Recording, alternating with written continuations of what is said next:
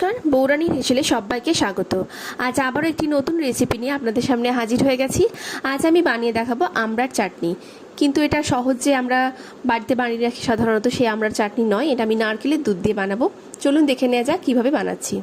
প্রথমে আমি কড়াইয়ে সর্ষের তেল দিয়ে দিচ্ছি, খুব সামান্য পরিমাণে তেল দিয়েছি। আর ফোড়ন হিসেবে দিয়ে দিচ্ছি পাঁচফোড়ন।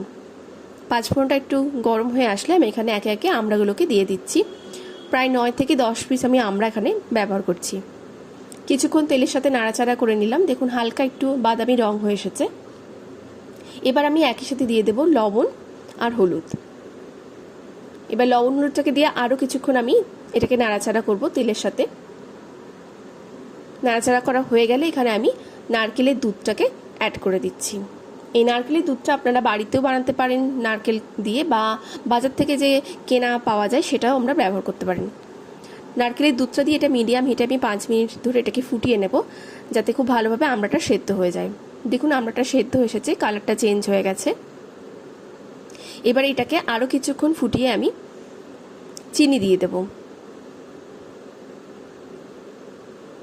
যেহেতু নারকেলের দুধ একটু মিষ্টি হয়, তাই জন্য খুব বেশি পরিমাণে দিচ্ছি না, প্রায় 2 চামচ মতো চিনি অ্যাড করে দিলাম। চিনিটাকে ভালো মতো মিশিয়ে নিচ্ছি আর বেশ কিছুক্ষণ এটাকে ফুটিয়ে নেব যাতে দুধটা ঘন হয়ে আসে। দেখুন দুধটা ঘন এসেছে, এবার এটাকে নামিয়ে আমি পরিবেশন করব। খুব সহজে তৈরি হয়ে যায়, এটা খেতে কিন্তু খুবই সুন্দর লাগে, একটা নতুন রকমের রেসিপি। আর আজকের রেসিপি কেমন লাগলো অবশ্যই আমাকে জানাবেন। লাইক, কমেন্ট, শেয়ার আর সাবস্ক্রাইব করে